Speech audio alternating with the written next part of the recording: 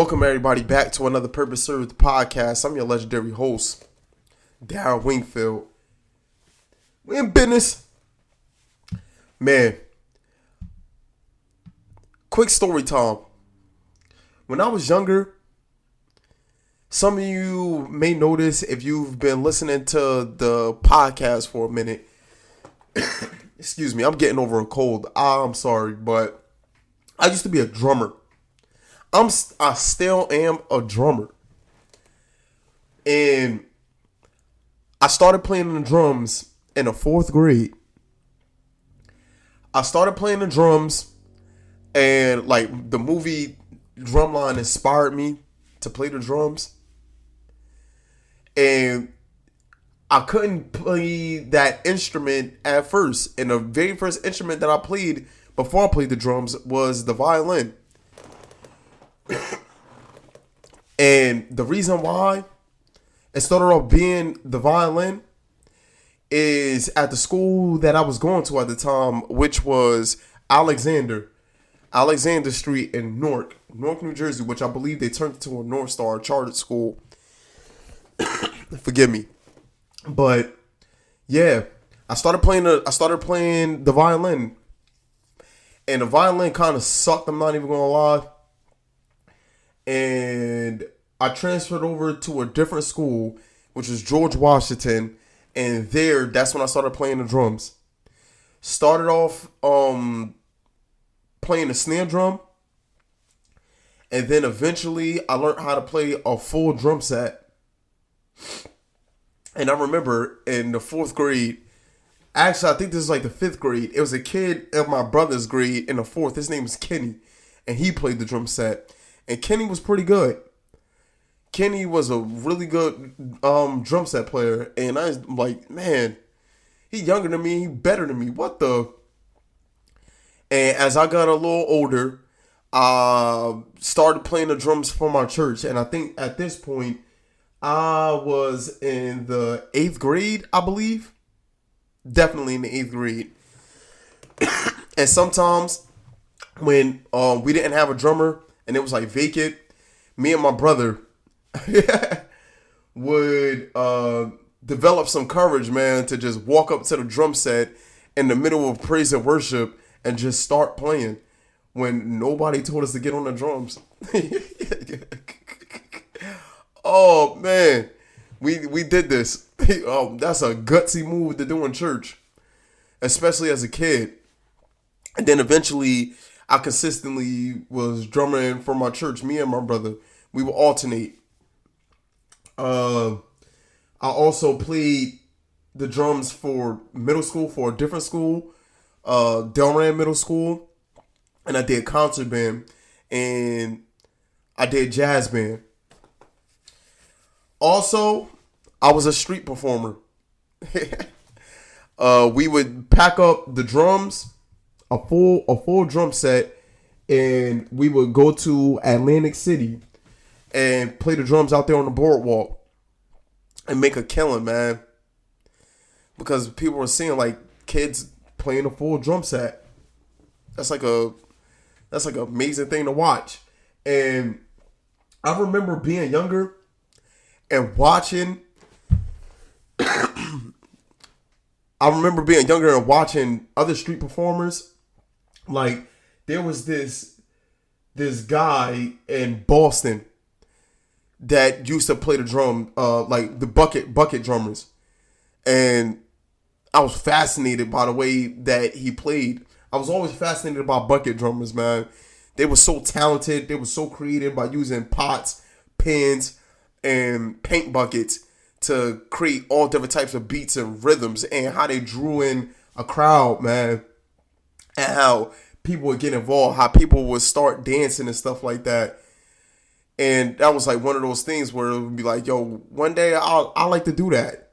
As a kid, like thinking that, like one day I like to do that. And then fast forward a good 4, 5, 6 years later, and me and my brother are finding ourselves like doing that. And I'm about to out my brother real quick. I remember when he was probably like 18, 19 years old, and he got a job at a warehouse. and he stopped working at the warehouse for a little bit. Oh man, hold on. Let me go get some water real quick. What the?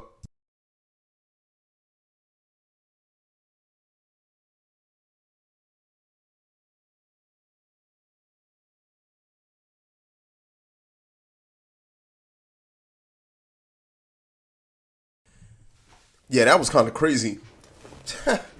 But he would gas up my mom and tell her that he was going to work, but he had a drum set packed in the car, and he'd be making his money from going to Atlantic City and drumming, and he'd make a killing.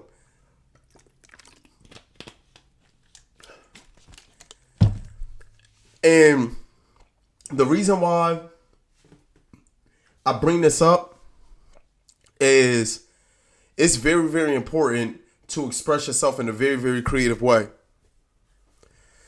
All of that I just talked about was extremely spontaneous. Like every single thing, from us going to watch street performers to us being street performers to me being in concert band, for me playing in jazz band, being part of a great jazz band in middle school to the point where we won awards, and playing with some other great musicians. I still remember like the people that was in the jazz band that I played with, who I was like cool with, man, like really, really cool with. And I don't know, man, it's something about music, and especially if you play an instrument and with other people, the chemistry, man, the vibe, the just being in the zone and being locked in. It's such a way to express yourself. Seriously, man. And that's what made me, after a while, once everything got serious with what I was doing with Purpose Served, it made me get an electric drum set, I want to say 4 years ago at this point, because it felt like I was losing that. It really felt as though I was losing that. And I had to do it to get myself feeling like a kid again and doing something that I love, that I lost connection with. And I ended up getting an electric drum set. And I realized that I reached another creative block yet again. Something I just did. I just did a live not too long ago. It just ended before I started doing this, recording this podcast. I was at Johnny's barbershop. My boy Johnny, my like amazing person, man. But he was playing the Yusuf Days Experience, and he was playing a live set in Japan at Mount Fuji. And I'm sitting there watching it and looking at what was inspiring him, hearing the music, and man, it blew me away, man. And honestly, ever since last night, I've been nonstop listening to pretty much all his work since last night. Like, I was in the car earlier today, and I had a little 50-minute drive. And that's all I was listening to.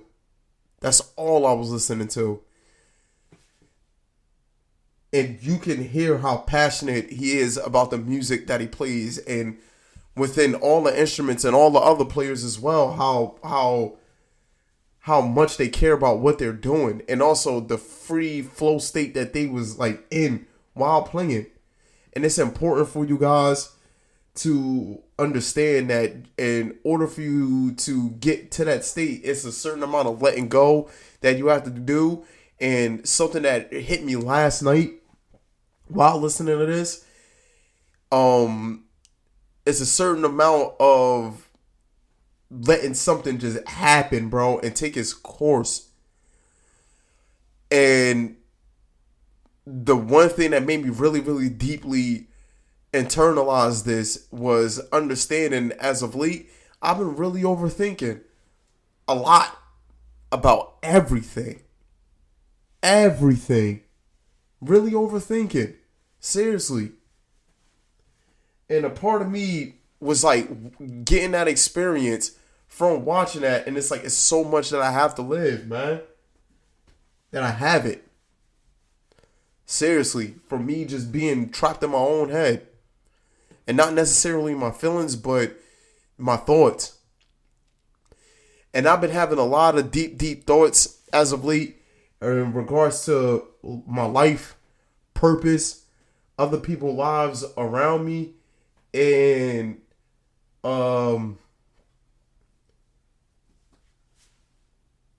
God.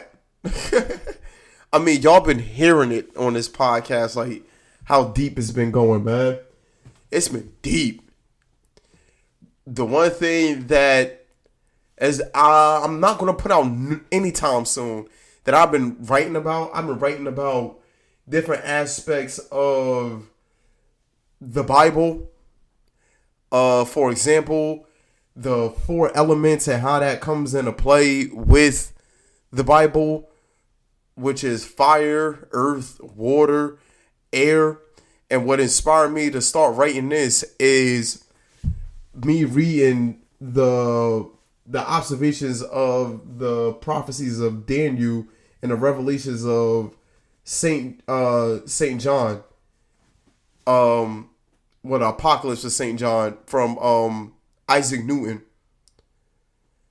and the way that he interpreted the world and interpreted life through the lens of his personal belief in God.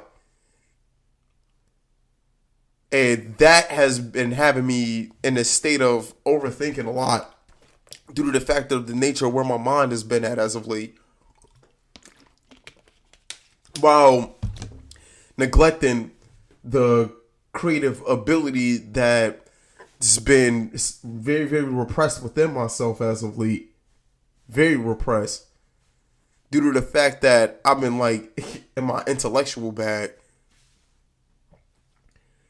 And I've been reading a lot of deep stuff lately.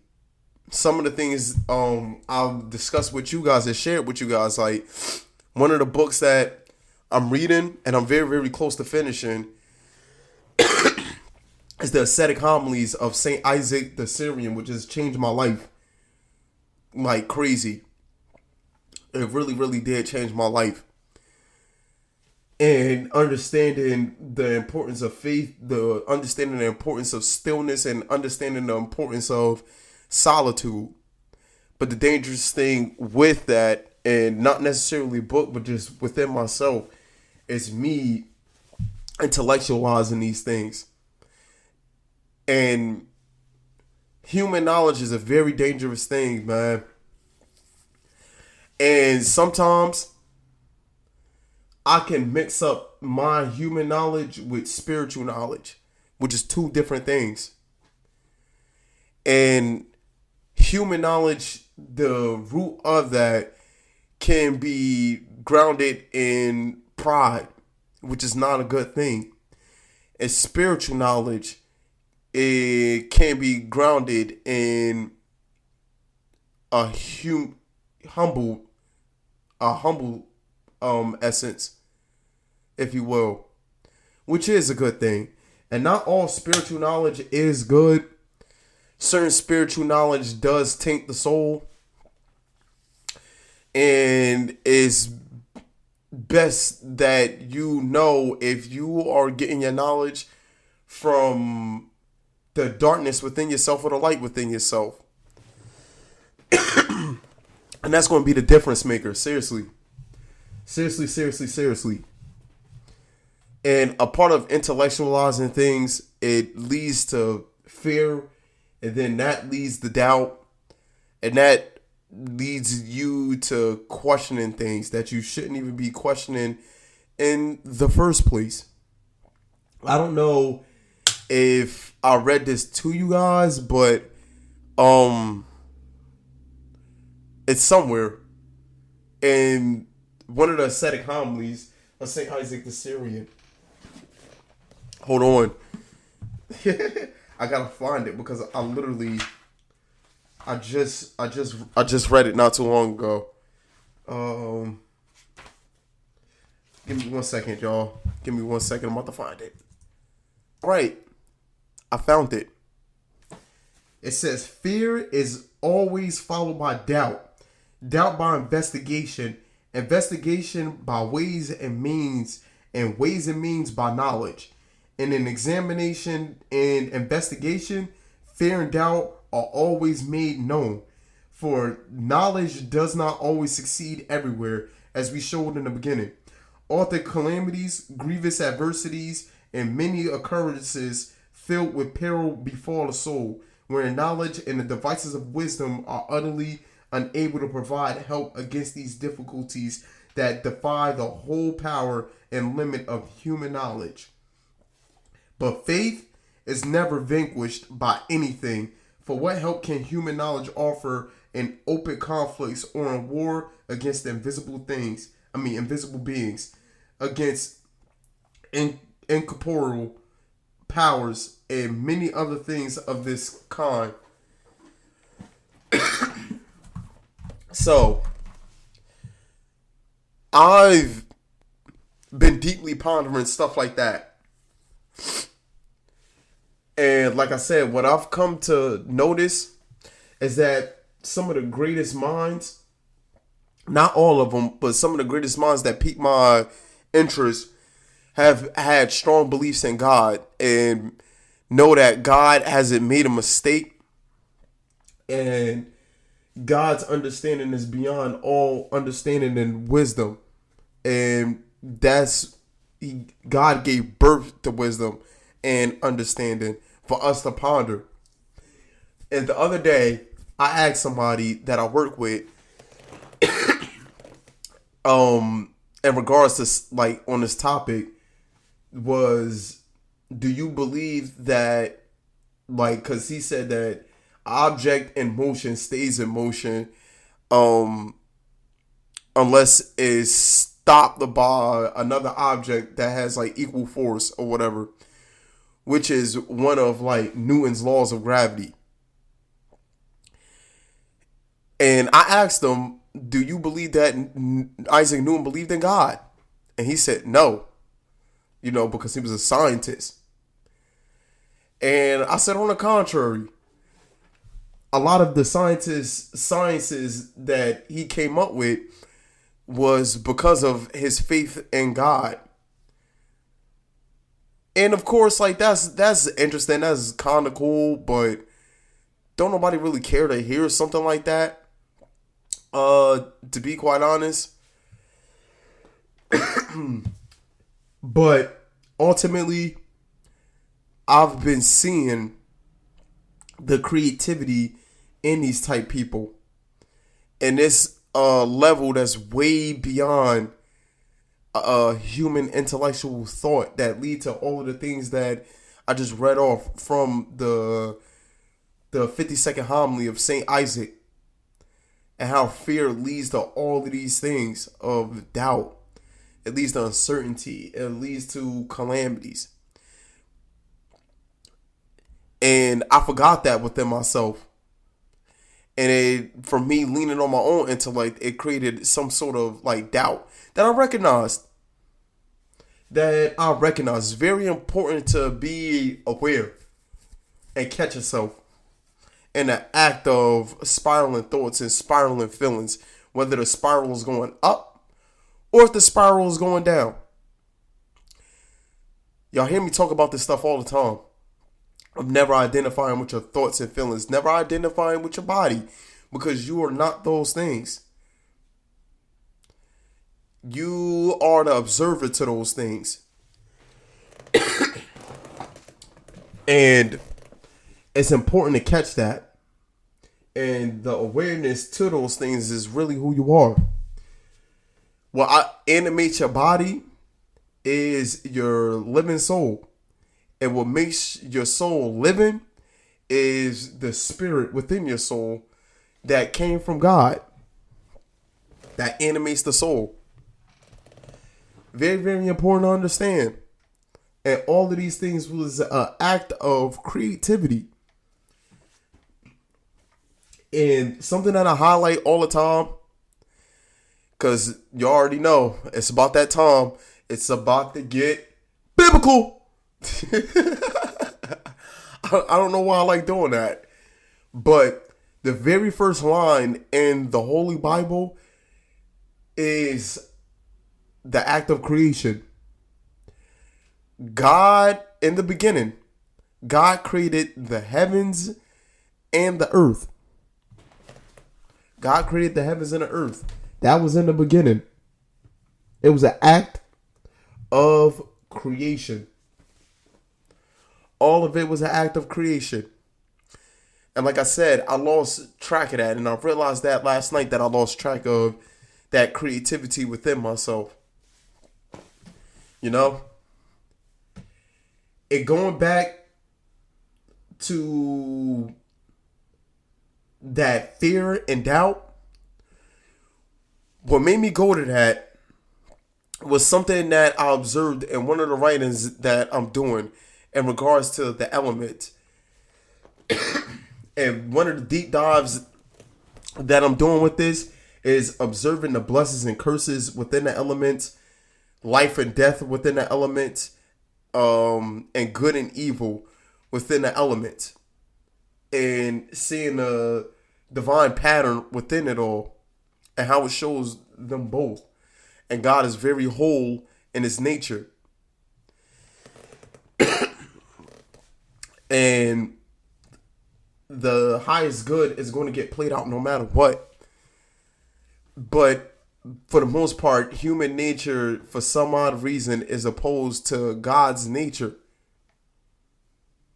No matter how many chances that we get, we tend to oppose God a lot, every step of the way.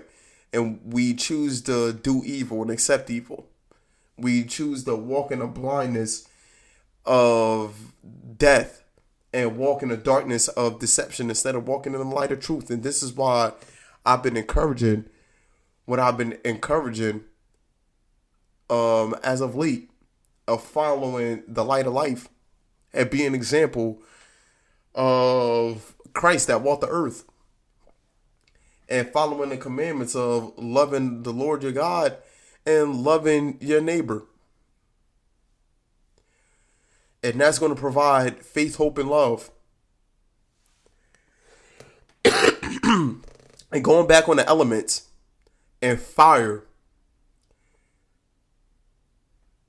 I was writing this particular section about the rulers in the Bible, throughout the Bible, that had extremely prideful and not humble at all, and not being an example of the King of all kings and the being of all beings, and being opposed to that. And Herod, King Herod, which was the king when Jesus was born, used human intellect to try to find the birthplace of Jesus Christ. And what triggered this was his fear. Wise men from the east came to him and said a king was born, is going to be born. And asking him pretty much like, where is this king that's going to be born? And him being the king was like, wait, what are you talking about? I'm the king, bruh. Pride. And this pride led to him trying to get down to the bottom of it, because he's like, you know what? Yeah, I want to bless this king too. But these wise men knew that's not the type timing that he was on. And once you were looking at darkness, pay attention to the messages that I've been giving you guys these last couple of podcast episodes. But once you look at life through the lens of darkness, you only see death. And he gathered up all the scribes and all the Pharisees that knew the scripture of the time, which is like everything that was gathered in the Old Testament, um, to figure out where he was going to be born. And it was to simply kill him and kill all of like the male babies in that area, which he did. But through a dream that Joseph had, which was Jesus' earthly father, he was told to flee, and he went to Egypt. Upon him waking up and having this revelation in his dream. So that's where Jesus spent his life when he first came out of the womb of the Virgin Mary. He was in Egypt. And the one thing that also pondered my mind when it came to all of this is that Joseph had dreams from the angel of the Lord that was very powerful and that moved them. And going back to the book of Genesis, another person that had very powerful dreams was Joseph, the son of Jacob. And ironically enough, Joseph's father was, who was the father of Jesus, his father was named Jacob as well. Isn't that ironic? Isn't that ironic? But there's patterns in everything. There's universal truths in everything. And you never want to lean on the scale of the left and the right. You never want to lean on the scale of being too up or too down. You want to be in that bullseye. Being in that focal point of being right down the middle. That's where it's at. That's truly where it's at. We next month are going to be answering some real deep questions. And the theme of it is going to be identifying a soul sickness. So there's going to be a question every single week. And we've been working with some of these questions as of late, which triggered a lot of the topics that's been on like the previous podcast episode. And one of the ones that, excuse me, that we asked as of recently is, would you rather be accepted by those in darkness or be rejected because of the light? And this is the whole purpose of this, is to learn how to simply be an observer of yourself and not judge others, but always remain present within yourself and not be so reactive to the world around you, but being proactive because you live it from the core of who you are and who you were always meant to be. And I'm not even going to read the following questions. If you was on a live not too long ago, you know what those following questions are. But that's the thing. And don't overthink. Don't overfeel anything. Just be every single day. Don't block your creativity and present who you truly were meant to be in this world. You only get one life, and there's no do-overs. There ain't no do-overs. Serve your purpose. And that was the message today. That is the message today. Be like a child. We was taught that a child don't really know what's going on. They just being themselves. They ask crazy questions all the time. They're extremely curious. They're extremely open to learn, but over time they accept rigid beliefs and they're told what they can and cannot do, and it molds them into a person that they wasn't destined to be because they're listening to people that's in darkness. And that hinders them. And these people are filled with human knowledge in human intellect that leads to pride, which is of one of the passions. And the passions is pretty much the stronghold that the world is under right now. The world is under a crazy stronghold of the evil one, and you must break that. And it's not a matter of you trying to fight against it, because the more you fight against it, you're going to lose. But it's a matter of surrendering and letting go to everything. And facing God. And renewing your mind and renewing your heart, renewing your spirit, getting your new spirit, man. Getting your new spirit body. And that is the meaning of repentance. That is the meaning of repentance. That's all I got for y'all today. It's on a kind of like the little shorter side. Even though we 30 minutes in, it's kind of on the shorter side. Love y'all. Have a great day for wherever y'all listening at, anywhere across the world. And serve your purpose. Serve your purpose. I'm out. Deuces.